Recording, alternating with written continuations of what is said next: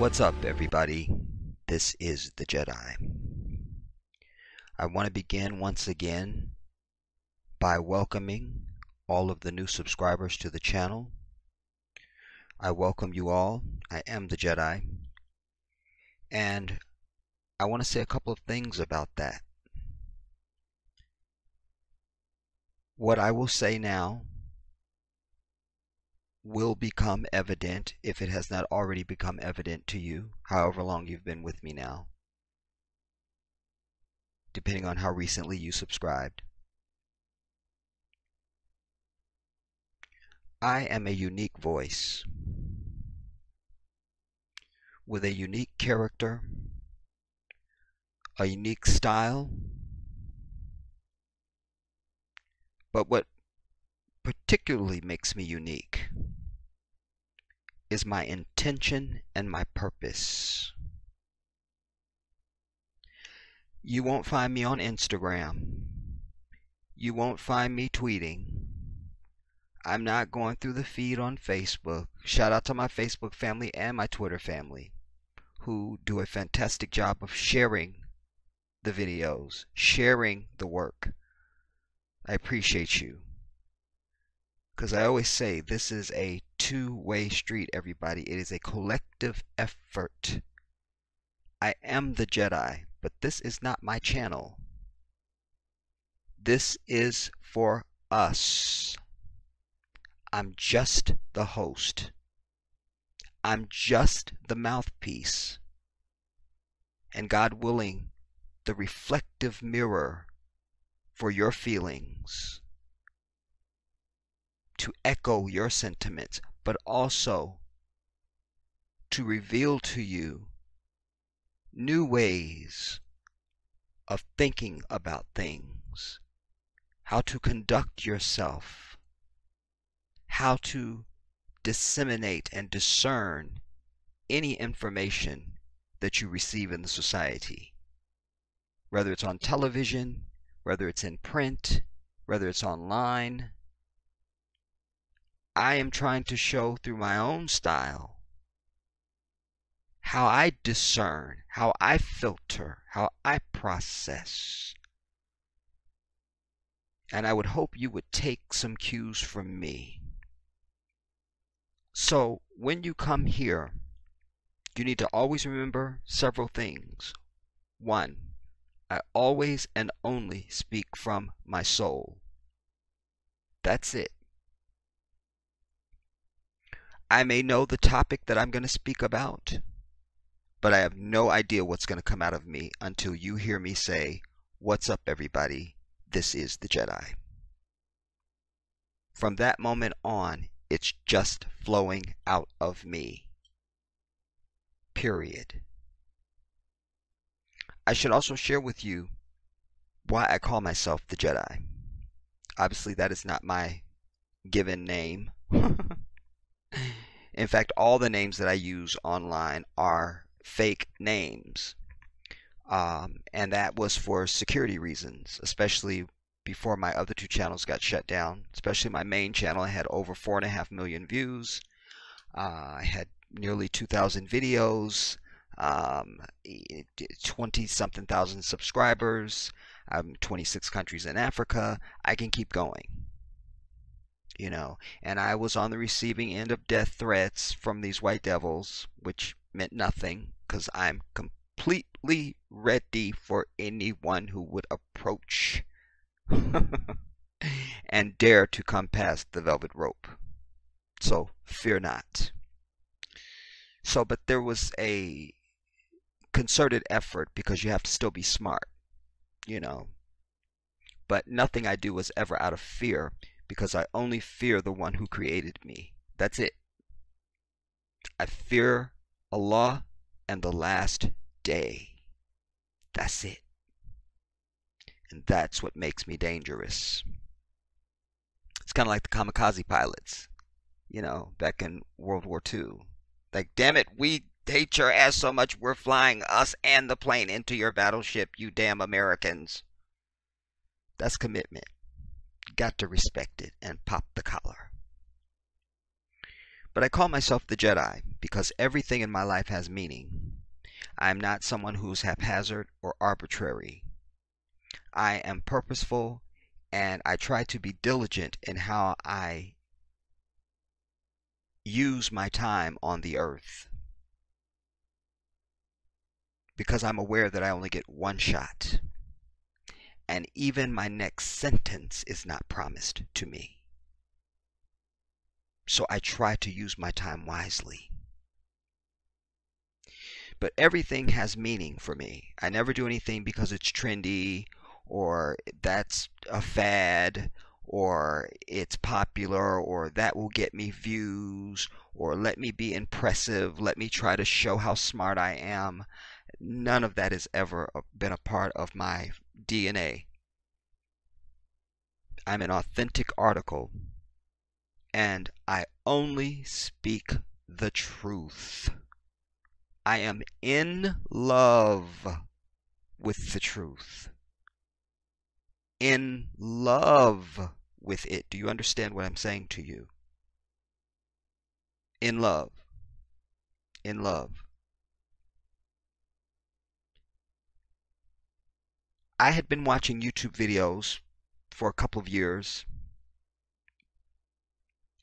and I don't know how I ever first heard of YouTube or whatever, but eventually I realized it was a place that I could watch stuff that I may have missed on TV, or I could watch old programs and stuff that doesn't exist anymore, and find old songs and videos of, shows and things. And so that was my usefulness for YouTube. I didn't know anything about channels. I didn't know anything about content creators and that anybody could produce content. I had no idea about any of that. And something got under my ass in 2014. And somehow that day in 2014, I somehow discovered, oh, you can do a video. Ha ha! So my ears went up. But I immediately knew in that moment what my intention was. I immediately knew this is a way to reach your people, Jedi. This is it. And it's my favorite way to communicate, because before YouTube or any of that other stuff, one of my philosophies I've had for many, many years in my life, and I share it with people across the earth, wherever I've lived, certainly across the country. I've always said to anybody, as one of my philosophies, I always say, write a letter. If you ever have somebody that you can't reach, you can't talk to them, or maybe you guys are arguing, or you're fighting, or there's something, but write a letter. Even if you're in a marriage or in a relationship or something, send they ass a letter. Why, Jedi? Because they can't interrupt. And in today's society, because there has been an increase and a crescendo in how people communicate with one another. And what I know as a effective communicator, as one of my gifts, what I understand about communication with many people is they are waiting to talk, so they're not really listening to you. They're waiting to talk. And they're listening, but now you've hit something that they want to just focus. They need to get their rebuttal on that, so they miss everything else you've said after that. And that's echoed back to you if you're listening. When they get ready to speak, they start with something you said way back then. Like that's the hot issue for them. Like everything else you said has been lost. You see? That's one style. The waiting to speakers. Then you have regurgitators. People who really don't have any contained knowledge that they've earned through study and research and investment in just a desire for intellectual growth. They've heard something that they like. They agree with it. It sounds good. That's what I'm going to say. And so they're regurgitators. Usually if I'm face to face with people like that, I completely continue to cut them off because I know what their next sentence is. I know what their whole train of thought is, and I don't need to waste my time hearing shit that I know you're about to say that. I don't need to waste time. I don't need to. So you have the regurgitators, and they are usually hand in hand with the next group, which is those that argue because there's lack of knowledge and denial of the truth. Hear me. Lack of knowledge, denial of truth, and fact. We'll add that. What do I mean by that? You have people that are in a discussion, in an argument, because they just want to be right. That's it. There's no rationale. It's a competition. And again, I don't waste my time. I'm an intellectual. Intellectuals do not argue. We discuss. But there's a common understanding of a finite rule to discussion. And that is, we both come to the conversation with pure intention. And that is hooked to and anchored to what is factual and known. I'll give you a quick example. Let's say we're going to talk about religion, and that person's a Christian and I'm a Muslim. We have to be able to agree. We have to be able to agree that Jesus was sent only to the lost tribes of Israel. That's it. Don't give me New Testament, which is not based in any fact. And I need that Christian to know about the Council of Nicaea, 325 years after Jesus had already left the earth. The suspicion about the validity of this Paul individual. I need them to know things that he himself said, and we have to be able to agree on things that he said and things that were attributed to him. You see, this is just one example. What I'm basically trying to say is we have to agree on the basics, because from there it becomes discussion around what is that. It's like you're standing in front of a mountain, a granite mountain of just granite. That mountain is fixed. So we don't get to say, oh, it's a cotton ball, it's cotton candy, it's a puff of smoke, it's an illusion, it's a mirage. No. Because when intellectuals come together, I don't have time to educate you on the subject we're talking about. And you don't need to have time to educate me on the subject we're talking about. I need you to be whole, and you need me to be whole. And then we discuss around that. When you see people arguing, it's because there's competition going on, ignorance is present, regurgitation is present, and lack of sophistication, and certainly no skill set for productive discussion, where we leave that both of us with a more enriched understanding of whatever it is we were discussing. Maybe we learned something, each one of us, because again, give you the example of the granite rock. We know it's granite, but then I say, granite wears down here. This is how you wear it down, or this is how you mine it, or this is how you cut it into blocks, or whatever. And maybe you didn't know that.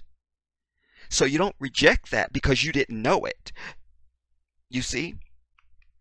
Or doubt it just because you didn't say it. And even if you don't want to accept it, the intellectual says, I didn't know that. Wow, I'll look into that. That's extraordinary. You see? But there's no arguing and raising voices amongst intellectuals, people that are intelligent. We discuss. Therefore, we live longer. You see? All this arguing just escalates into garbage, and I can't have that. I don't have time. So, when I learned that you could do YouTube videos, I had realized that I didn't hear my voice. The voice that needed to be heard, the things that needed to be said, and the way they needed to be said, given whatever is presented with the information, whatever the topic is. Didn't hear it. Didn't hear it. And I thought, I need to speak, because I come with no fear, and truth is my only pursuit. So I needed to be able to reach the hearts and the minds of my people. I've also said most of my life, long before anybody knew who I was in 2014, I have always been marching around the earth saying I was born at the wrong time. I was born at the wrong time. I was born in the wrong century. I was born in the wrong year. I was born in the wrong decade. I was born in the wrong time. Born in the wrong time. Born in the wrong time. Because the more as I grew up, the more I understood about my history and those who had gone before me. I identified with all of the firebrands and the fearless ones, the ones who were endowed with the gift of oratory, but were also knowledgeable and were willing to tell it, be it, live it, give it. And most of my life, anytime I'm exposed to any of these people who were on earth before me, I would realize they were saying things that I was saying, and I had never even heard them say it. They echoed me. I echoed them. I realized I was possessed by the spirit of those who were not the stand to the sides, but the ones who will go straight at it and let's do it. Doers, not just talkers. Willing to give it all over for the cause of freedom for our people and liberation. I'm that dude. No question I would have been out there getting dogs turned on me and hoses and daring a white devil-ass cop. You see? And on and at the lunch counter. And I would have been with Harriet Tubman on the Underground Railroad. Huh? I would have been leading the revolt on the slave ships. I have that spirit in me. But this goes to knowledge of self. You got to know who you are, because you only get one shot through this life.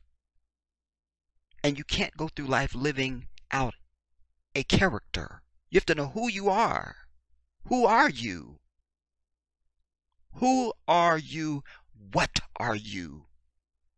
What is your passion? What matters to you? What are you willing to give it all up for? And it didn't matter. You could go far back to before slavery, during slavery, after slavery. I saw my spirit echoed. And I thought I must have been here before. Maybe I've been here before. But because I didn't hear my voice, I recognized those who had gone before me. And I felt like, well, I'm the last one of, because I don't know the other ones. They're out there, I guess, somewhere. I haven't met them. But because I did not see that being echoed back to me. It's the metaphor of Star Wars, where Luke Skywalker was the last of the Jedi. Like all the other ones had been killed off. His father had been turned to the dark side. He was the hope for the Alliance because he was fearless, he was skilled, he was ready to go get it, and he was passionate about saving the Alliance, and we doing it. He's the last of the Jedi, the last great hope. And so, since Malcolm and Martin and Medgar and all these other strings of names of people who have gone before me don't exist anymore, I call myself the Jedi. A metaphor for the last fighter, the last voice who embodies the passion of the deacons of defense, who embodies the passion of the women who were the generals who led the revolts in Haiti.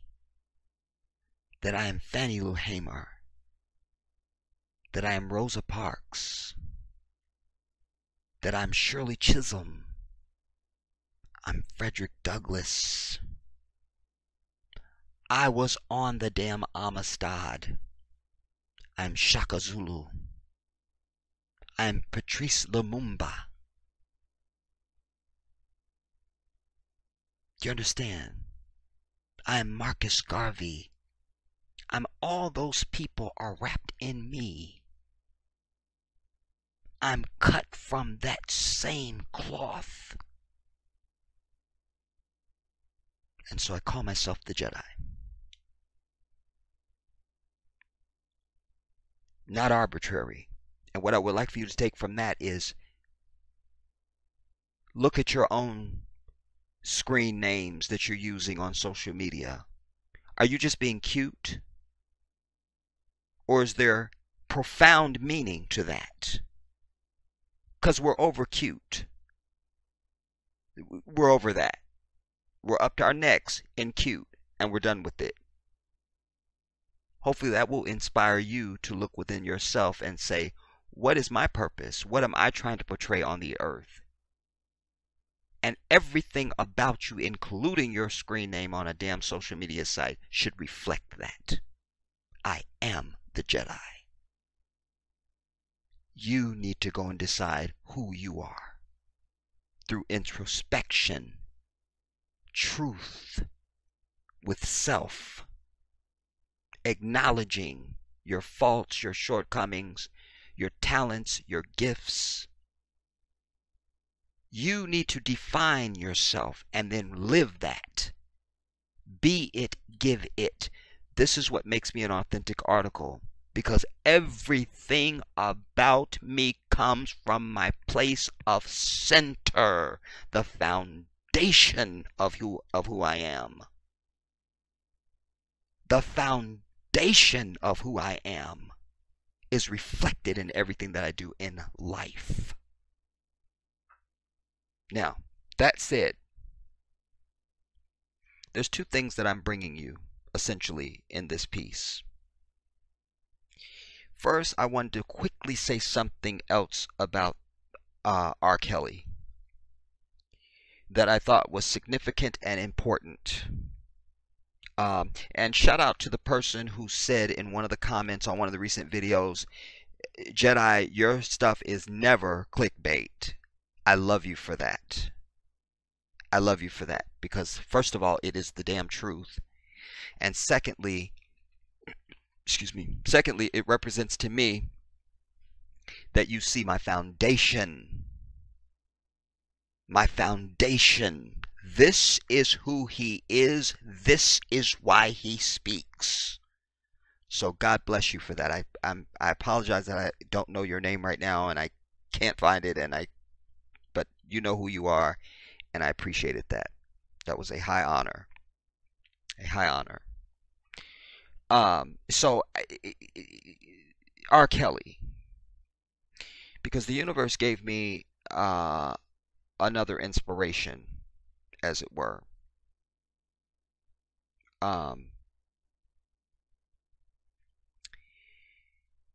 I begin to think about the economics of R. Kelly, since they're so boldly saying, you have Lady Gaga coming out now, because of this. And I saw that performance that they did on Saturday Night Live, and I was disgusted by it. Actually, I thought, what is she doing? Why is R. Kelly there? What is this? It was hideous. My eyes still burn from seeing that, I must tell you. And not a whole lot of shade to her just on that, because I actually like some of her music, and I didn't like her when she first came out because it was all the gimmicky shit, all the bullshit she was wearing. And one day I happened to see something where she was just at a piano doing a an acoustic, dumbed down something, and I thought, wow, she has a strong voice. She's in that class with Christina Aguilera, Fergie, any of these white heifers that have come along and can sound like a sister a little bit. You see what I'm saying? She's in that class for me. Um, and interesting that she was all over R. Kelly. Now she's talking about she was abused at 19, and so now that's her sort of coin to enter the "I'm a victim too" of the hashtag Me Too and all the other stuff. Like, I can't with you. What's that? She had a line in one of her songs. Was it paparazzi? Don't shoot me, especially if you one of them people that follow her. What she call her people? I forget what they call her. God damn it. Anyways, but there's a line in one of her songs. Um, I think it is paparazzi. Paparazzi, yeah. I'll be your girl backstage at your show. Velvet ropes and guitars. Yeah, 'cause you're my rock star in between the sets. Eyeliner and cigarettes. Dun, dun, dun, so forth. If I've been abused, I'm not your girl backstage at the show. You feel me? 'Cause then that says to me, 'cause there can be both and, I always tell you. Doesn't have to be either or. I need my people to begin to study both and. So you can have been abused at 19 or whatever it was, and you can sing I'll Be Your Girl backstage at your show. Velvet ropes and guitars and all of it. This says to me you're over it. That happened, but you're past it. And I think that's essential to point out, because you don't have to have been abused. Everybody that's listening to me now and everyone that has lived and will live on the earth, whether they know it consciously or not, time heals shit. It just does. Sometimes I used to think the world was ending and it's a calamity and I can't go on and I can't. And my grandmama would say, if you just live. I love you, my angel, Rahimullah. I love you. I love you. Eternal. But she would say to me just simply, if you just live. She was trying to let me know, as all this crisis that you think you in, there'll be a day when this will not have mattered. It will be a memory. If you just live. If you just live. You see? And so that's what also makes it interesting for me, for not just Gaga, or Gaga, as they say in London. I love how the English say her name. Gaga, Lady Gaga. I can't even say it. It's so hideous. But, not just her, but all these "it happened to me 20 years ago" type people. Like, I can't with that, because I'm a human being, which means I have the same access to space and time as you. And so at some point, you're over it. It just leaves you. You remember it. That's fine. But you're no longer living in that space. You see? I think it's very important to remember that. But Gaga is the last one, like the straw that broke the camel's back. Like, this bit my ass in places I couldn't even find. because now she's taking her stuff off of streaming. And we're understanding, in fact, one of the troops said to me that Celine Dion was making moves to have the song that she did with R. Kelly taken off streaming, and da, da, da. But they've said that his streaming has doubled. Has doubled. And so I say to you, if he's bad and you taking him off streaming, where's the money going, bitch? Because we're so outraged and he's a monster. Hide your kids, hide your wife. He's in your closet, he's under your bed. Oh my God, he's coming out of the attic. So, if I'm bad, then goddammit, my money is too. So, we're not hearing any announcements of we're taking him off the streaming site, but we're donating all that money to the victims. Where's that at? Did somebody see that headline and I didn't get the memo? Huh? Talk to me. It's always about economics, you see? And we've learned that you're pressed to find someone who has not worked with him, who he has not written for and worked with. And what we know about the enemy of our people, a coin, is their quintessential god. They will step over their dying mother's carcass for a coin and have. Do you understand? Because the dollar is green. It's just like with the bus boycott of the 1950s. You don't sit on the city bus now where you want to because they had some moral epiphany and they wanted to atone to the Most High and seek refuge on the last day. And no. Your dollar was green. You understand? And that goes above anything. We even see that echoed with the Super Bowl. To hell with Colin Kaepernick. Damn it, get us some niggers to come here and perform. We're still going to sell those $100 million a second ads, and we're going with our Super Bowl and damn money. Urgh. So let us understand what we're dealing with. Let us understand this. You see? Where's their big grand announcement on CNN and Fox and all of it to proclaim that we'll give the money to the victims because we so care about the victims? Or as Nancy Grace says, what about the victims, Geralda? What about the victims in this case? So I ask you, in my worst Nancy Grace impression, what about the victims in this case? What about the victims? You can't hate the person and love their money. But they do. I'm sorry. I'm sorry. I'm sorry. I thought I was dealing with somebody that was moral. My bad. Damn that morality. Playing games on me again. You see? So hypocrisy rules the day on this issue. It rules the day.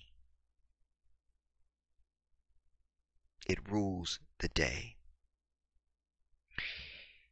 But it leads us into my main piece. Because we're always asking, where are leaders? We need leaders. We need leaders, and that's why I have these pictures up for you. Because I am a natural born leader. My whole life bears witness to that. That's not some braggadocious statement. I am a born leader. There are people that just have that. They just have that. And it is on the list of the many gifts that Allah has given me. And I need you to see it in that context only. Hear not what's in your head, hear what I tell you.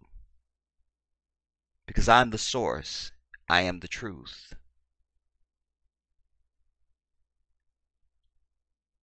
So there's this picture. This is Bernard Parks. This was at a rally for Barack Obama. I told you guys I was a precinct captain for his first campaign. This was a very powerful man. He's a politician. He was the chief of Los Angeles Police from like 90 something into the 2000s. I got to put in my fake English accent whenever I can. God damn it! If you're out there without a fake English accent, you are just not doing your due diligence, everybody, and your life is over and you're going nowhere. So that's what will happen. But anyways, you've got to have you a fake accent someplace. You know what I'm saying? That you could just spring on them. You know what I'm saying? Just spring on them. But he was chief of police from 1997 to 2002. And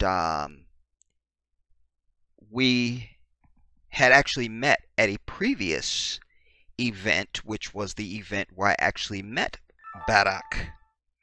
And that is this series of pictures. This is when Barack was coming to me. And he might have been right next to me at this point already. And he was coming down, and wait now, don't betray me. I need an arrow. There we go. And Bernard Parks and I were standing right by each other, and we had a fantastic conversation. So by the time you get to this, we knew each other from that rally. Power. I'm making a point here, everybody. It's about leadership. All right, stay with me. You will learn. All right. So by that time now we're cozied up. You see, we're just cozied up. You know what I'm saying? I think he may have invited me to be an honorary member of his family. I don't remember. My people are checking. All right, settle down. All right.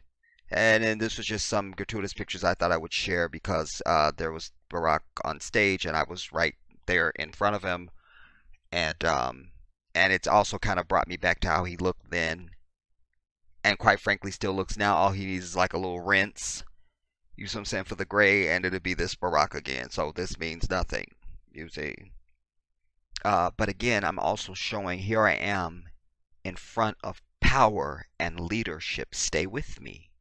I have a point I'm going to make in this whole video. So this is power and leadership.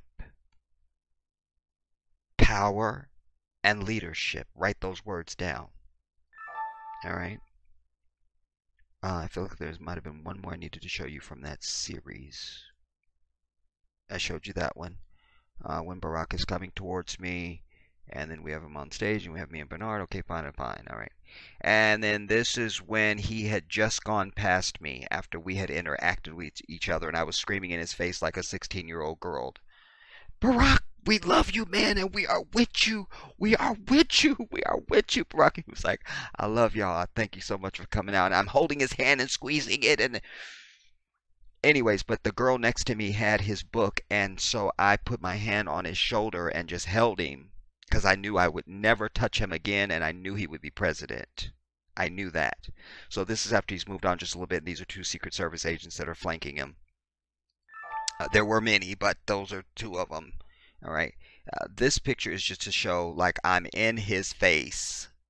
Like, you don't get any closer than that. That might have been when I had my hand on his shoulder, because I was also trying to smell him, because I wanted to know if I could recognize the cologne that he wore. It just made him more familiar to me, you know. His hands were really soft too. In fact, when my dad was still living then, and when I got home and I told my dad, I was like, Dad, I shook his hand and I met him, and oh my God, he, you know, and I was like, his hands are so soft. And my dad, being, sometimes he could be a pop-up hater, he'd be like, well, you know, he hasn't done any work in his life, you know, so, you know, I'm like, is that the, wait, is that the stench of hate? Is that is hate? That, wait, let me check. That's the stench of hate. God damn it, it's hate. It's hate. Anyways, so I'm right next to. So now he's right next to me because the girl next to me had his book, and he's interacting with her, and also he always looks over to try and reach people that are behind the people in the front row so you can get in on the love too. I appreciate that he did that for those that weren't as fortunate as us, who were like right on the damn front row, and we are going to shake your hand and we're going to see you and smell you. um and then this one was just outrageous, like I am in the man's neck.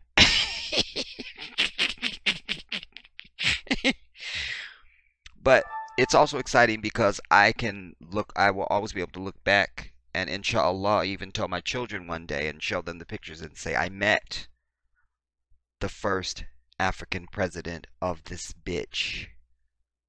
I met him. I met him. I met him. And then also in this picture here on the right, you can see Reggie Love. That was his body man. This is Reggie right here. It's not a good picture because it's blurred and moving, but whatever. Anyways, a lot of people had his book. You see somebody else had his book right here. Anyways, so I begin to think about leadership, everybody. And the divine has given me something else. And that's why I'm doing this whole video, to share with you. Excuse me. I begin to contemplate leadership. Why we find ourselves saying, we just ain't got no leaders. We just ain't got no leaders. We've all heard it, and many of us have said it. We just don't got no leaders. Well, here's what the divine has given me. Damn it. We don't need no leader. And at the same time, we have leaders. Wait, Jedi, you're making me have to sit down for this one now. Wait, let me sit down and get my damn tea or my coffee and let me sit down, because you are really saying some things right now that I do not understand. Well, I'll break it down for you, family. This is what the divine gave me. I begin to understand when someone articulates, we don't have any leaders, they're looking to be led. So we ask the glorious question that comes out of the mouth of every child that gets on your last nerve. Why? Why? Because I said, you little nasty. Get your little diaper ass in there. Get your shit. Get your ass. Now, they want to be led. And we ask why? And where? How and when? Why do you need a leader? You say to the next person that you hear say this. You know, we just don't have no leaders. Ask them, why do you need a leader? Why do you, just you, why do you need a leader? You don't got to speak for the whole culture. Just asking you why you need a leader. Why are you saying this to me? They won't be able to articulate it. And whatever they articulate will be exactly wrong. Why? Because of what I'm sharing with you right now. So they want to be led. That means you want somebody to show you which way to go. But you don't. You don't need that. I'll give you an example. We're all trying to get to Mount St. Helens or some beach. I don't know. We'll use something more simple. We're all trying to get to the Jill Scott show. There's a big show, Jill Scott. Oh my God, you got to go see Jill. Oh my God, she's everything. That's everybody's goal. Everybody wants to go. You asking all your girlfriends, your homeboys, your neighbors, y'all going to see Jill? Y'all going to see Jill? No, we're going to use my wife, Janet. All right. Y'all going to see Janet? Y'all going to see Janet? Everybody's going to see Janet, right? So everybody acts autonomously and individualistically to arrive at the Janet concert. Stay with me, my people. This is what the universe has given me. I'm just the vessel to bring it to you now. Then you get to the concert and oh my God, there goes so and so. Oh, and there goes so and so. Ain't that so and so that live down the street from us? Yep, girl, they here too. But all your bitch asses have made it to the Janet Jackson concert. Everybody made it. Everybody made it. Quick story. The second time that I saw Michael Jackson in concert, me and my girlfriend at the time, we get there, we get in our seats, we sit down. And right next to us comes to sit down one of my buddies from high school, Eddie Granados, and his girlfriend. So there's Eddie Granados, and we're sitting together. And it was like, oh my God, and you're here too, and isn't it how crazy we got to say, we're right next to each other, and it was wonderful. Okay, fine. So there we are. But everybody made it to the concert. Did they need a leader? I'm trying to go see Janet, but I need a leader to lead me because I just can't show up to go to Janet. No, bitch, you got a ticket, take your shit.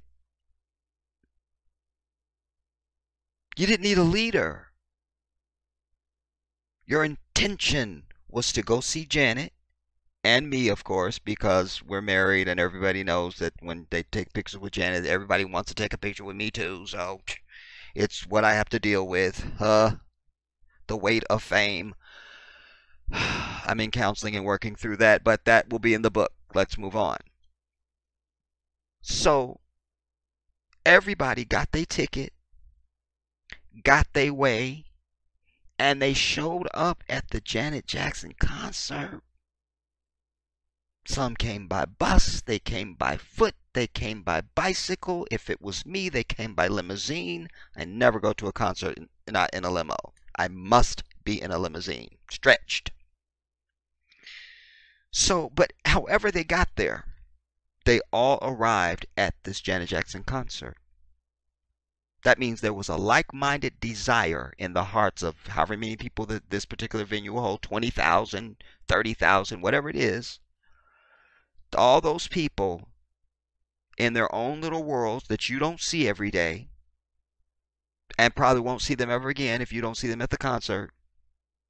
They did whatever they had to do. Some had to take off work. Some had to borrow money. They had to save. And maybe they wanted to look real cute, so they had to go get a new outfit. And on and on. There was one common vision, one common desire, one common goal. Get to see the Jedi's wife.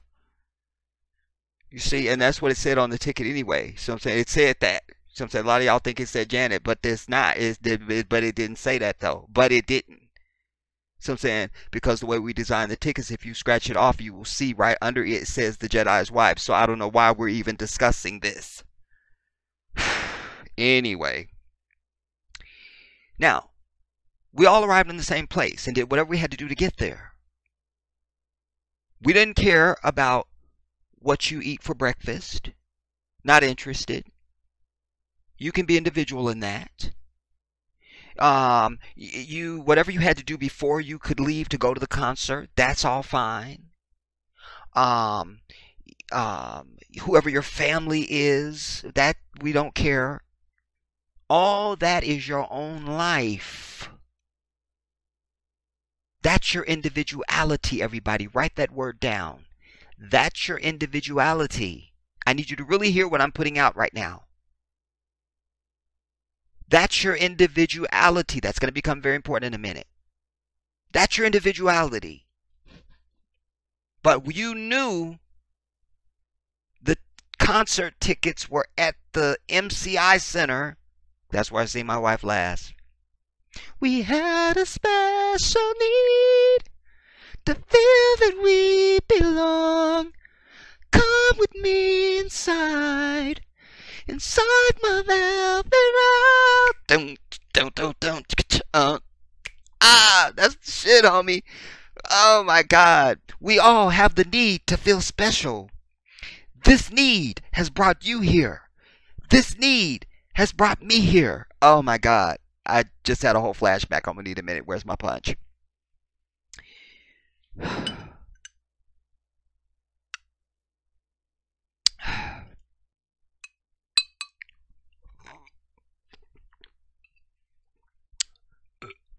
Yeah, that's a flashback for real. That's a flashback, definitely. Put others down to feel us up, oppressing me will oppress you. Outside leave judgment, outside leave hate. One love's the answer you'll find in you. Da, da, da. We had a Forget your entire life, everybody. You will witness your own birth. I said it.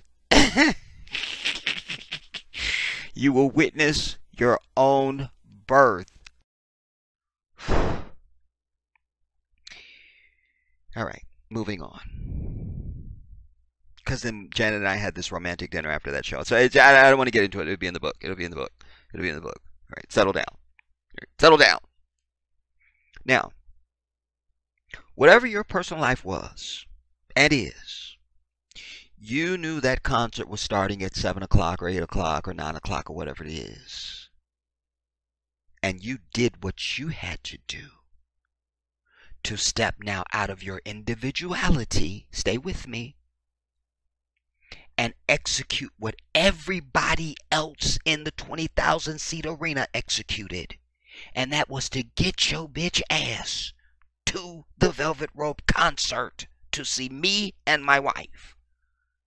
All right?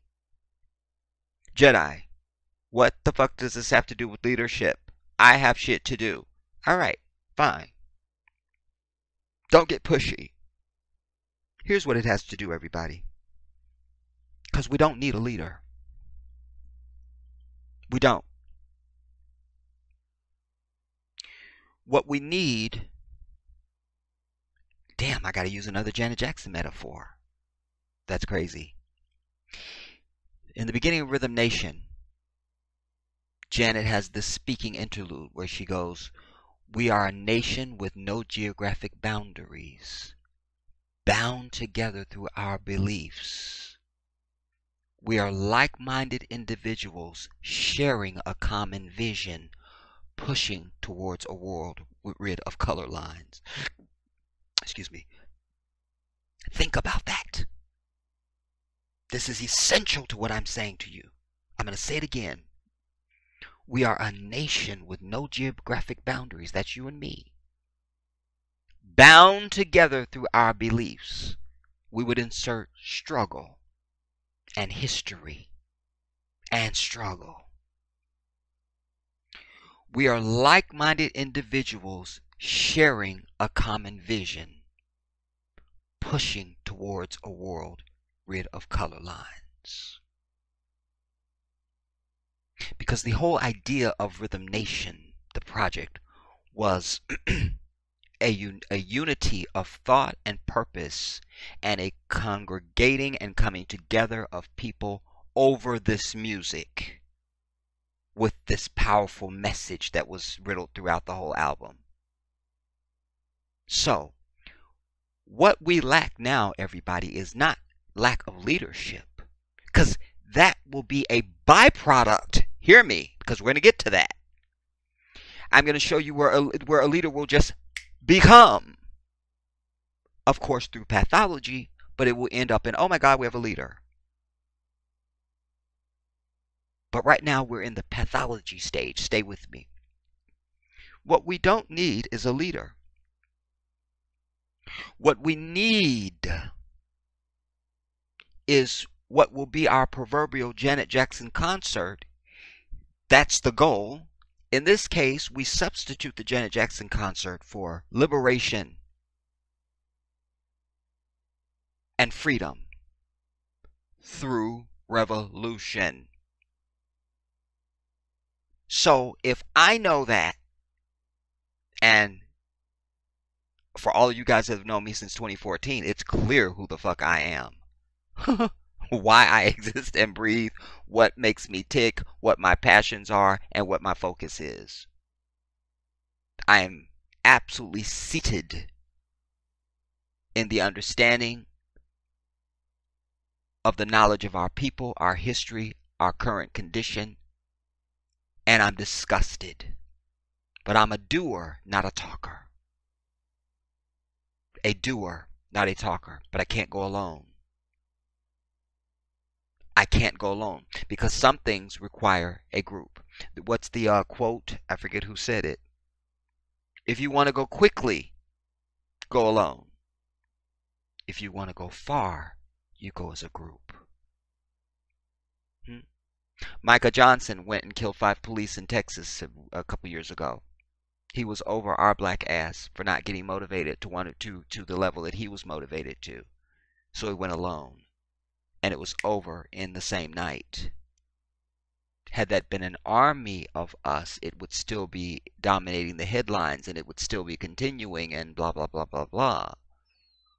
Whatever the endeavor, if you want to go quickly, you go alone. If you want to go far, you go together. So what we face and what's in front of us, directly in our nose, is we don't share the common vision. Your passion needs to be exactly like mine, just like that Janet Jackson ticket. Because you wouldn't argue about that. Don't give me that, well, you know, everybody ain't the same Jedi. I'm shutting you down. Sat your ass down and listen, and you will learn something from what I'm telling you. And I have to be metaphorical to make my points clear for you. Stay with me. You had to have a Janet Jackson fucking ticket to get in that bitch. You weren't showing up with Visa, or I brought a note from my teacher, or I had, no. You needed to have a Janet Jackson ticket. You don't get no opinion on that. You don't get any special treatment. Like, you don't show up with a Janet Jackson ticket, they not letting you bitch your ass in. We will see you after the show. So we all agree that you had no problem submitting to what was the requisite. I need a Janet Jackson ticket to get in there. That is the requisite. So you weren't even trying to even think about anything else to get in. You went and pursued a Janet Jackson ticket. Stay with me. Now, our common vision and our passion, forget just the vision, because vision ain't shit without action and passion, because passion makes you keep at it. You see, the vision is one thing, commitment is one thing, but passion is the fuel that keeps the rocket burning. So our passions must be exactly aligned. Every single one of them, just like every word on that ticket would be the same. Janet Jackson appearing at such and such, and with her husband, the Jedi, etc., etc. It would all be there. We lack the ability to walk and chew gum. You are putting the two as either or instead of both and, because most African people will say to you, well, everybody ain't at the same level, Jedi, and everybody can't do such, and we can't, and I can't, and you can't, and I'm over it. You have to get in the frame of mind that on this, I have to have my Janet Jackson ticket. And what does that look like? That means I absolutely share every single thing that anybody comes up with as a remedy for anything that happens with our people. So, in the case of, let's say, the Colin Kaepernick thing, that means that everybody, you can be an individual, you pursued, you went to school and you didn't do so good, but you was able to get a football scholarship and a basketball scholarship, and now you're playing in the pros and all of it. That's individualistic. We're back to that word. That's individualistic. But now, you need a Janet Jackson ticket. Boom. Colin Niels. That means everybody melanated across the diaspora is immediately with that brother. So that don't mean whatever I gotta do. If I gotta strip naked on this field right now out of they fucking uniform and traipse out this bitch in cleats, I'm on my way. I'm on my way. Because I've said to you before, there's only one way that we must think, speak, and act when it comes to the oppression and the condition of our people. One. You must feel the way that we feel. You must speak the way that we speak. You must. Otherwise, you're not getting into the Janet Jackson concert. I keep intermingling this metaphor because I want you to stay with me. Did you understand? Now, if we say when Dylan Roof goes in and shoots up a church, there will be no forgiveness. So you as an individual, I don't care if you're a Christian or not, this has got to be above and beyond any religious belief. This needs to be way of life. So you would step outside of your ignorant Christendom and say that I need a Janet Jackson ticket for this. It has to say Janet on it. So in this case, that Janet Jackson ticket is we don't fucking forgive. And where does he live? There'll be no brothers standing outside of the church in a prayer circle, because we will all have decided as a group, this is how we react to this. So you have a natural coming together. Stay with me. When the Danish cartoon company did the depiction of the Prophet Muhammad sallallahu alaihi wasallam, out of disrespect to this holy prophet and to Islam and Muslims everywhere. So I'm not Danish, and I'm not in wherever Danish is. I know it's not called Dane. God damn it, wherever the Danish is, god damn it. You know what I'm saying? Because to me, a Danish is something with some raisins on it, a little bit of icing, and I'm over it. But that'll be in the book. Don't focus on that. Stay focused. Stay focused. All right. It didn't matter. My brothers, my Muslim brothers that were there, they handled all of their ass. But all 1.8 billion of us were with them, absolutely in spirit and in thought and agreement, no matter where we were on the earth. I'm in the United States, but I was with my brothers and I support them in that. Yes, go and handle this bitch who would dare step to the Holy Prophet of Islam sallallahu alaihi wasallam. So we didn't need a leader. So if it had happened in New York, it would have been the same reaction. If it had been in, goddammit, Utah or Iowa or fucking Vegas or something, it would have been the same, because what, we're on one accord. Nobody's got to come and tell us and convince us.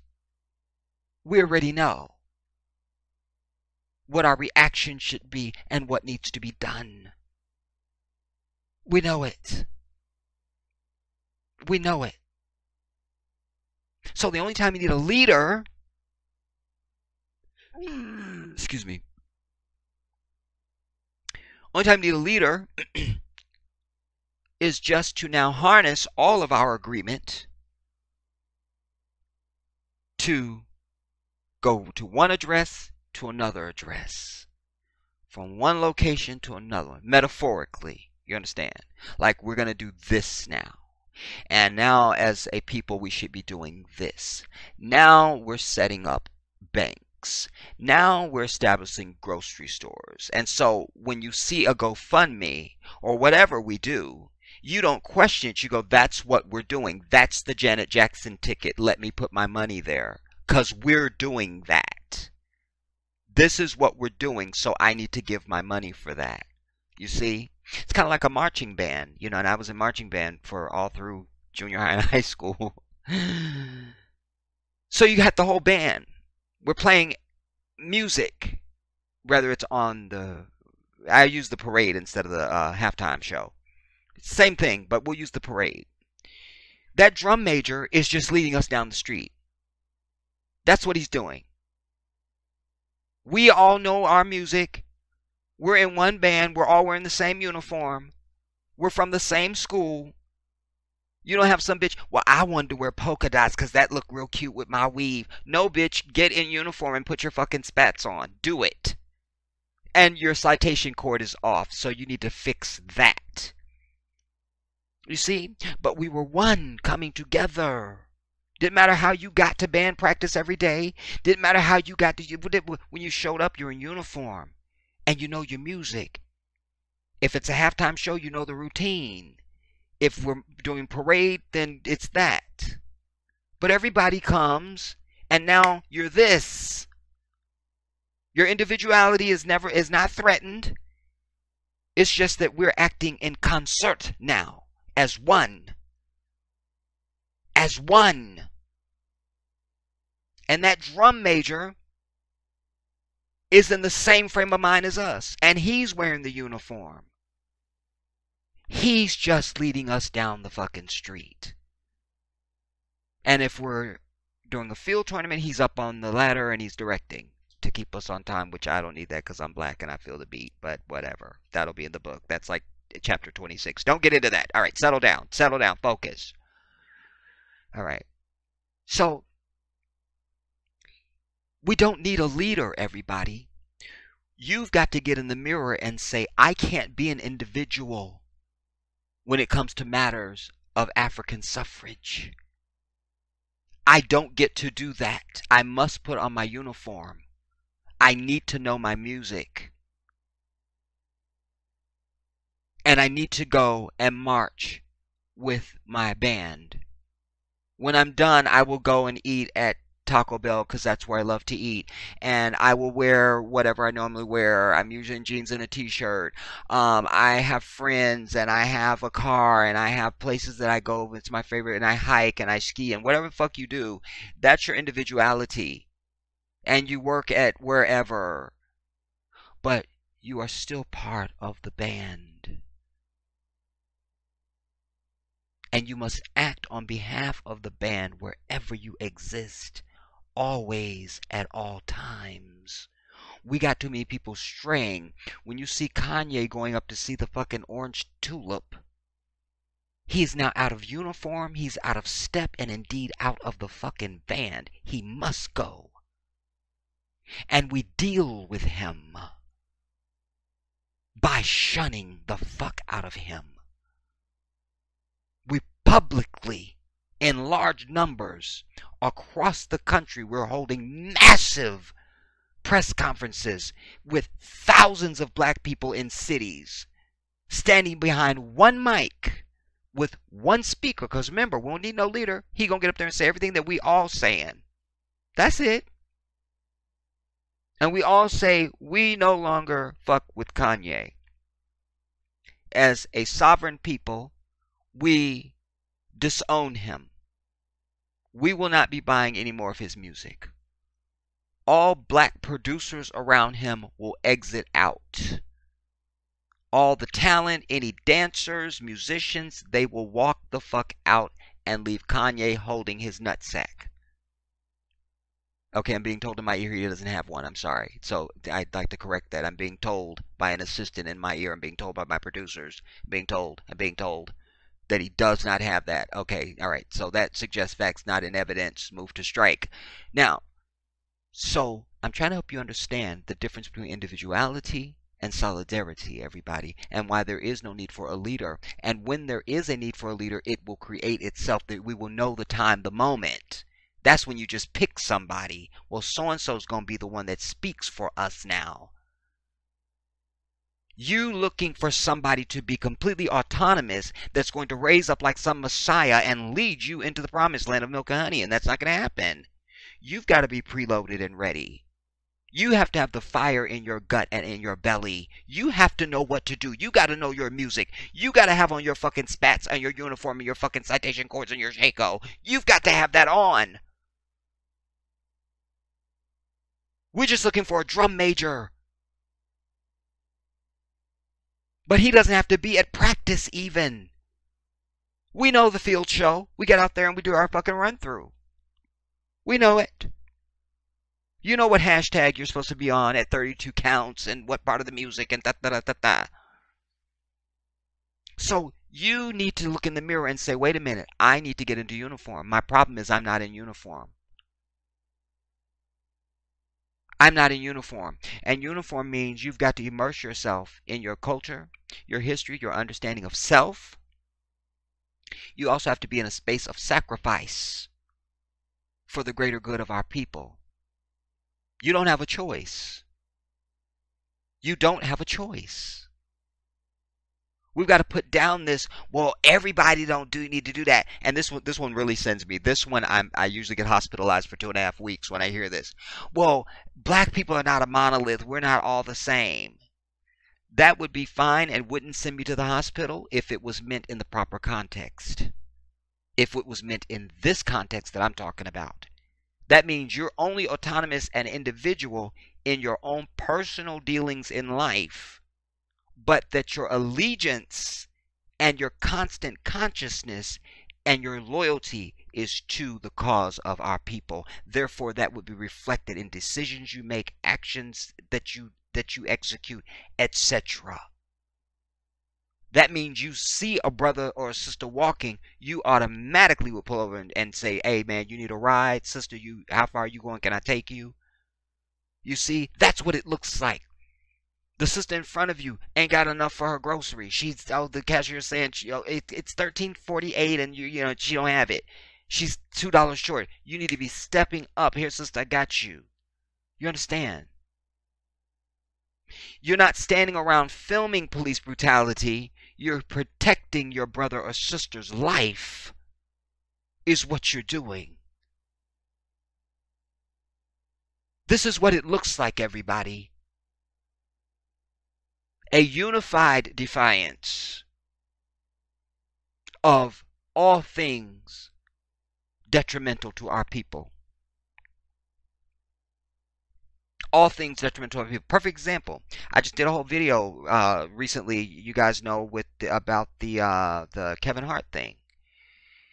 I can speak the way that I spoke in that video, and I still have gay people in my family. That is not a contradiction. I always tell you, you got to get out of the space of either or. There can be both and. I can have gay people in my family and love them, and as I said in the video, I've never met a gay person I didn't like. That can all be true. And I can still stand on that shit does not come close to African struggle and miss me with that. That's getting into uniform. That's putting on your spats and your Shaco. You understand what I'm saying? And warming up your French horn. That's what it looks like. You need to get your black ass in uniform. The uniform of blackness. The uniform of black struggle. When you saw the Black Panther, they weren't just wearing the berets and the leather jackets. They all fought the same. They felt the same. They were at the same passion. They meant the same shit. So Huey and the others maybe went off and did their drugs after the fact, and that's individuality.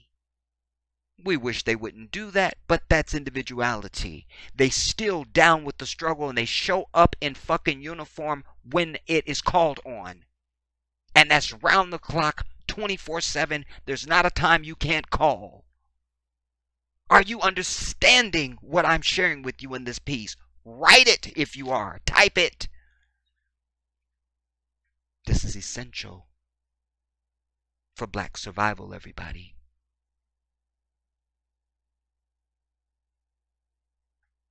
Travis Scott and Big Boy can go to the Super Bowl because they are not in fucking uniform.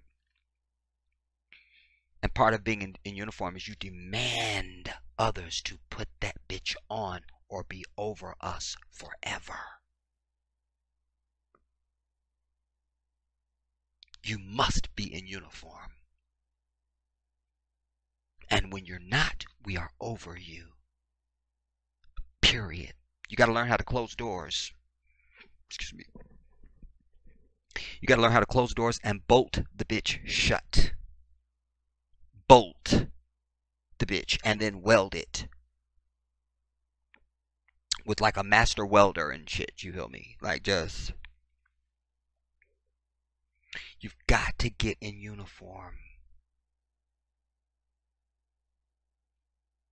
This is where we get fucked up because they can always count on they don't all wear the uniform. Yet they still want to be considered part of the African community and looked upon positively and cared about. No, we don't give a fuck about you if you're not wearing the uniform. You understand? When we went to band competitions, everybody wearing a different fucking uniform was with a different band, and we were there to beat their ass and march away with victory. You understand?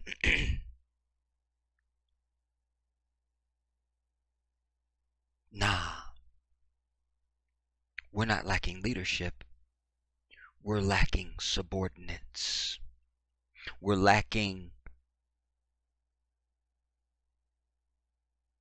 the self-commitment as individuals to say, I have to put the uniform on.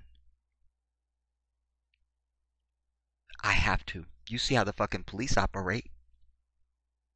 I always told you, there can't be any good police.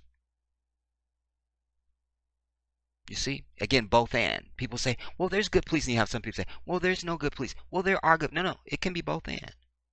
There are good police, but there can't be. Because once you get on that bitch, you might be good when you get there, but they let you know real quick that ain't how we do shit. And then they make your ass wear the uniform or not. You understand? They get rid of you.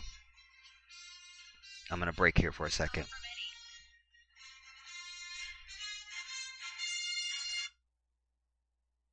Yeah. So I hate when fucking people call me.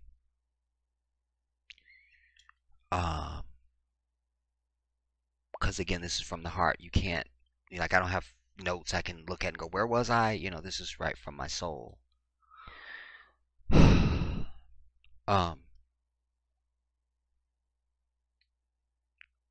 I want to say that, there can't be good police because they let them know, like, you have to, all of them are the same. No matter what municipality or whatever you do across the country, they're all the same. They're all the same. And so, like it or not, and we definitely hate it, but like it or not, there's an example there of what I'm talking about.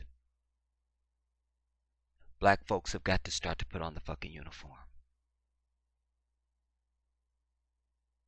You just have to. Because you will see movement. You think that you need leadership for movement. No. You will see movement through your commonality, your like-mindedness, sharing a common vision. Goes back to Rhythm Nation 1814. We are a nation with no geographic boundaries, bound together through our beliefs, our struggle. You see? We are like-minded individuals sharing a common vision, pushing towards a world rid of color lines. So you're supposed to snap into uniform. Wherever you live, you know the uniform is you go to black businesses automatically. Because that's what Muslims do. You know, I've told you a lot of this stuff I preach to you. If my people, even if you didn't want to become Muslim, if my people would just adopt the way that we do everything, your whole life changes. Our whole fucking condition in this bitch changes literally overnight. Overnight. Overnight. So, uniform looks like, okay, there's a black business. You would go to those black businesses. And if there's an attitude, you would check that attitude. And you would bring in as many people as you need to talk to that sister or that brother and say, this is some bullshit and we're not having your attitude. We're not.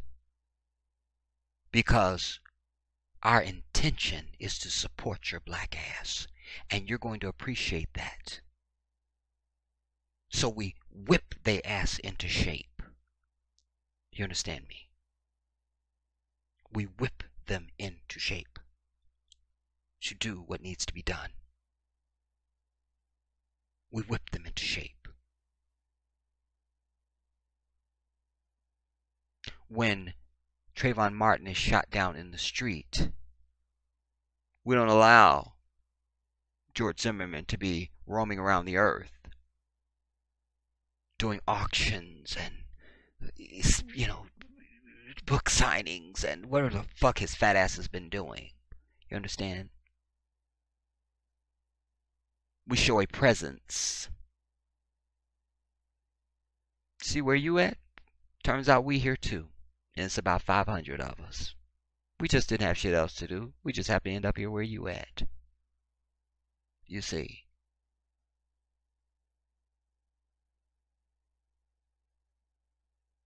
Putting on that uniform looks like 1,000,000 of us. Just like more than 1,000,000 of us got together for that first Million Man March. And I was there. 1,000,000 of us showing up on Capitol Hill. Showing up in the hallways of Congress. Showing up at the Congressional Black Caucus and saying, a new day has come.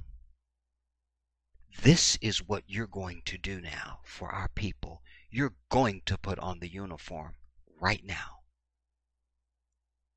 Right now. You're going to put the uniform on. This is what you're going to do. You understand? You don't need a leader for that. If everybody feels the same way, we're all going in the same direction. Everybody that wanted to go to the damn Janet Jackson concert did whatever the fuck they had to do to get the ticket and showed up to the damn concert. You just do it. Nobody had to beg you, you know, you should go to that Janet Jackson concert. You know you wrong if you didn't go. And you should, and I don't know why, and you should know. Nobody had to tell you. You fucking raped, borrowed, killed, stealed, and murdered. Or whatever the fuck you had to do. You was going to see Janet. Oh, you was going. You was going. So you, the individual listening to me, you got to get into fucking uniform.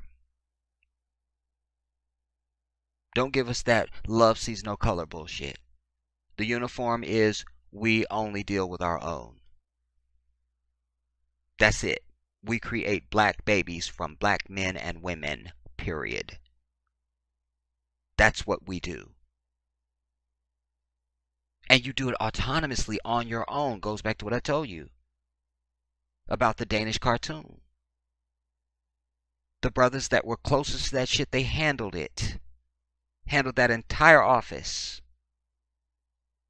And they knew the rest of us were with them. They knew it. Putting on the uniform looks like Tommy Smith and John Carlos. With their fists in the air, with them black gloves on it, with their heads bowed. At the Olympics. They put on the fucking uniform. Individualistically, they had trained to become athletes, and they were these amazing athletes, and now they're going da-da-da-da-da, and it's all individualistic. But they always had that uniform in their mind, and they knew when to put the bitch on. They knew they had to do something, that it was not an option. You got to get this option shit out of your mind. That needs to be a thing of the past. No more options, black people. No more options. You have options when you pick out your thread count for your sheets. You have options when you decide what apartment you're going to rent or house you're going to buy or what car. We'll let you have those things. But you don't get no damn individuality when it comes to black struggle and black fucking issues. You don't. This is how we begin to move forward as a group. Once you hear that somebody has been disrespected at Waffle House, once your ears hear that, you go into automatic uniform and say, okay, I can't go there no more. I don't give a fuck what they had on the menu that I simply thought I could not live without. I don't have the option anymore because my uniform is that I don't do that. But too many of you are weak. Weak as fuck. Weak. Weak. Weak. Weak. And so the uniform to that looks like we have to do away with your ass. You know what I'm saying? I told y'all I don't do well with weak people anyway in life. Just I've always known that about myself for as long as I can remember. I don't do well with weak people. I don't. I don't. I sense weakness and I can't with you. I can't. I can't. Because weakness is just fear. And I don't deal with fear. You know? That also brings your whole spiritual, dossier into question with me. Because anybody that has fear of anything other than the one that made them is a danger to themselves and the rest of all of goddamn humanity. Fear for what? For what? You can't do so-and-so. They'll take us to jail. We'll get arrested for that. No. That's exactly the lane you need to be in. Because we come from people who left their house knowing they was going to jail that day, knowing dogs was going to be turned on them, knowing hoses was going to be turned on them, knowing they was going to be beat with nightsticks, knowing they could be shot and murdered. And they still left their house.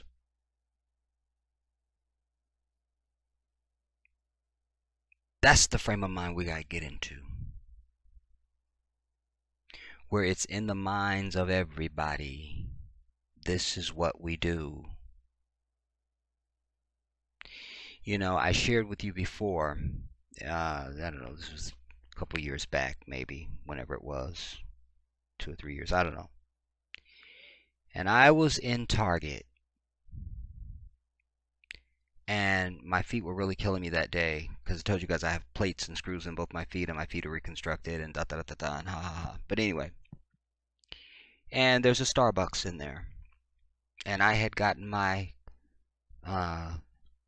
Fenty caramel ice with extra infinity extra caramel, and I'm cruising around, you know what I'm saying, looking gangster, you know what I'm saying, gotta keep it gangster. Excuse me. And I was coming out, rolling out of the Target, and I see one of my Muslim brothers. We're glad to see each other. We greet, we embrace. And he says, brother, what is this? I said, well, I go, oh, this is my Fenty caramel ice. This is the bomb. And I was going on. He goes, they support Israel. Done. Have not been back to Starbucks since. The uniform, everybody. The uniform. The uniform. Because they are killing Muslims. I'm a Muslim.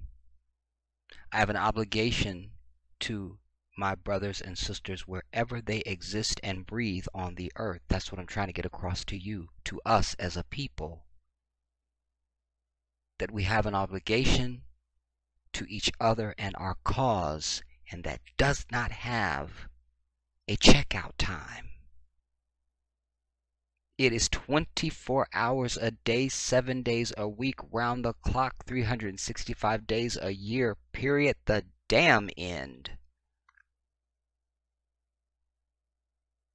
We are the ones we're waiting on. It's us. We are the ones we are waiting on. You know, I taught dance for many years as a choreographer. Didn't matter what you were doing or whoever you were, and da da da da da da da. You show up, boom. I want first 8 counts. Cue music. The uniform. Everybody's moving in sync. You don't show up and go, I'm going to do ballroom today. I think I'm going to do jazz. I think I'm going to do, damn it. Don't give me dégagé when I need port-de-bras. Don't do that. You see? The uniform. The uniform is, well, I try and teach my kids to love everybody. You're out of uniform. Get in uniform or be dealt with. Where we just disassociate with your ass. We don't know you. You understand? And that has to go on with our culture as well, everybody. We got to be willing to ostracize people completely and permanently. Our cause is too significant. The threat daily against us is too severe. It is ongoing. It doesn't quit. It's active as I speak right now. You understand? Yes, I need to teach my kids to see fucking color. And that they don't need to love everybody. Because everybody does not love they black ass. The uniform. Like Michael Jackson said, if you want to make the world a better place, take a look at yourself. And then make a change. You want to win this band tournament? Get your ass in there and practice your French horn. Know your music. Know your moves. So when you come together on that field, everybody is in sync and killing it. Whatever you do when you leave the match, the tournament, then we don't have whatever. Some people are going to get pizza. Some people are going home. Maybe someone's going to see a movie. Somebody's going to go see their grandma. We don't care. Now is the time to show up. Boom. Opening fanfare. Kill it. Let's win this damn tournament.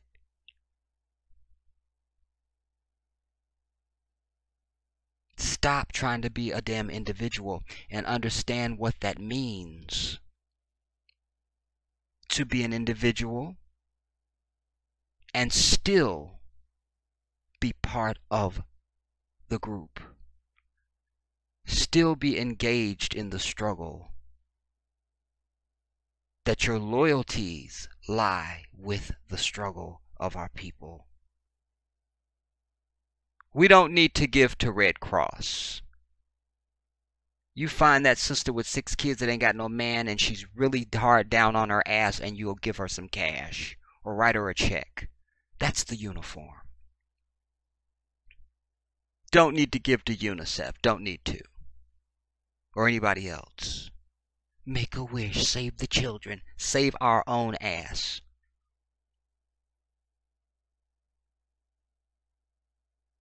Save our own ass.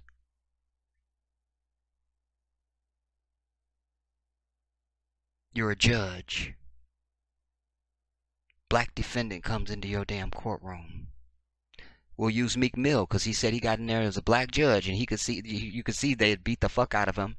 He thought, oh, it's a black judge. She gonna know what they did to me. The bitch didn't have her uniform on. She don't even got one. We're over her ass. Eternally. You understand? Because the bitch didn't have her uniform on. She didn't even have a uniform. She's got to go.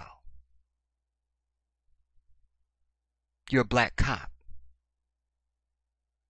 If a brother has done something, an infraction on the road, you pull him over and you deal with just that and be the fuck out.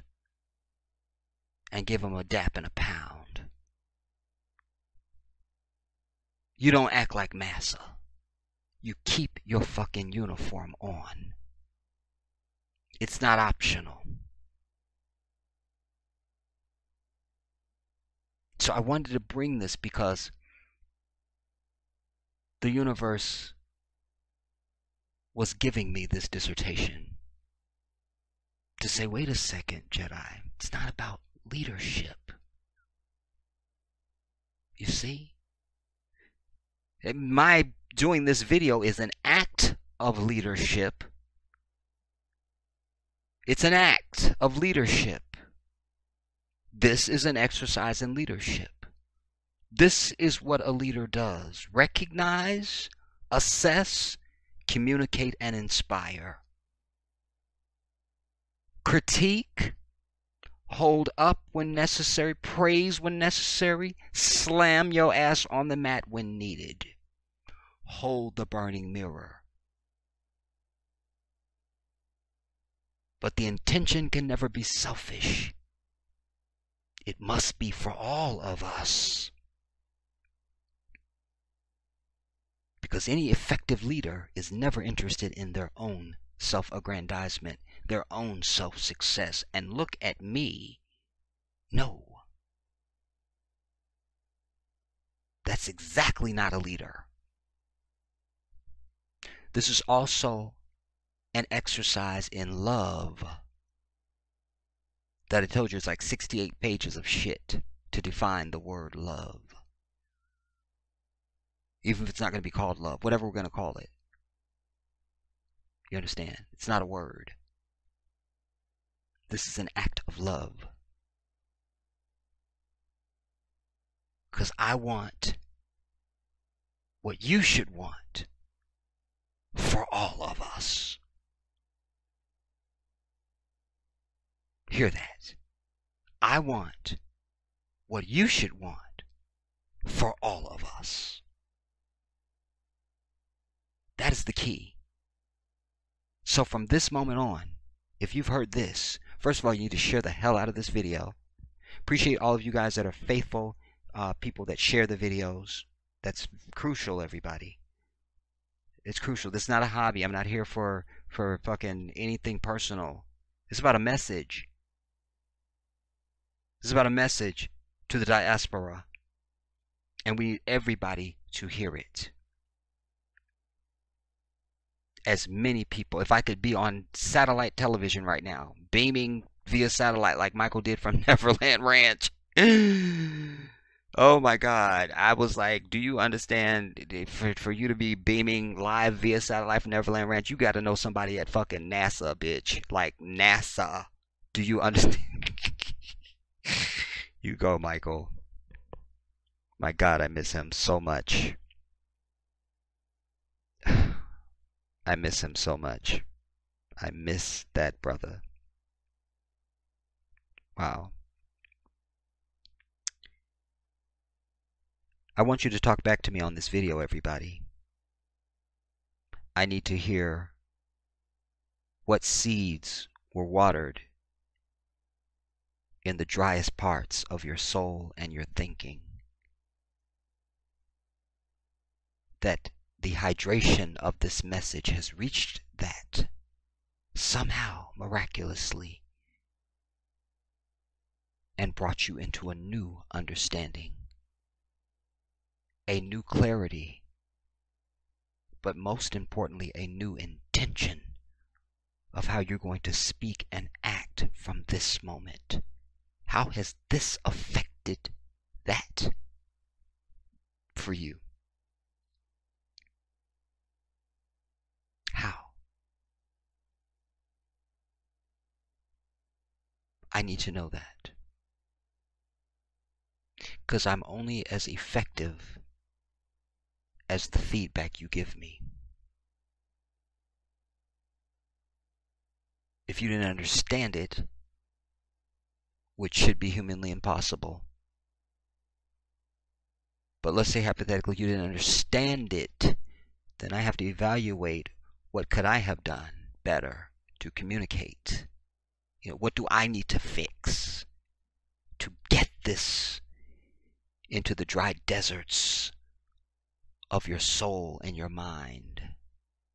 You understand? We used to have this thing we used to do when I was in high school where if we had an assignment and, it was just voluminous, or most of us were maybe just too lazy, just couldn't get to that assignment, whatever. So when you get into class before the teacher comes in, everybody says, did you read the paragraph? I read it. I didn't get a chance to read it. And the other person say, I didn't get a chance to get through it. I didn't get a chance to do the worksheet or whatever. So then our whole thing would be like, we saw it, but we didn't understand it. Be like, so-and-so, Mr. So-and-so, did you say? Yeah, I looked at it, but I didn't understand it. That got us through everything, dude. Everybody be like, I saw it, but I didn't understand it. I read it, but I didn't understand it. I read it, but I didn't understand it. So they'd be like, okay, we're going to review it. We'll go over it again. So I told my baby sister that many years ago, and we still keep up that foolishness today. That because I had shared it with her, and so we do that to this day. Be like, she'll call me, I'll call her or something. Be like, did you see, I don't know, something, whatever. Did you see such? I saw it, but I didn't understand it. Anyway, I love you all. I love us. I am sick and tired of and disgusted with our predicament and our situation in this chasm of oppression that has existed upon our people before you and I came to earth. Now is the time, everybody. A new day has come. A new day has come. But I always tell you, you must be new in the new day. It's not going to just plop down on you. There's work to be done. There's work to be done. If you want something you never had, you got to do something you never did. And so, yes, a new day has come. And I'm trying to help all of us to be new in this new day. With new thoughts, new courage. Hear that word, new courage, new passion. To put down all fear of anything other than the divine and your parents. Put it all down. Pick up a serious commitment to put on your damn black uniform. And you operate in blackness at all times. I'll see you soon.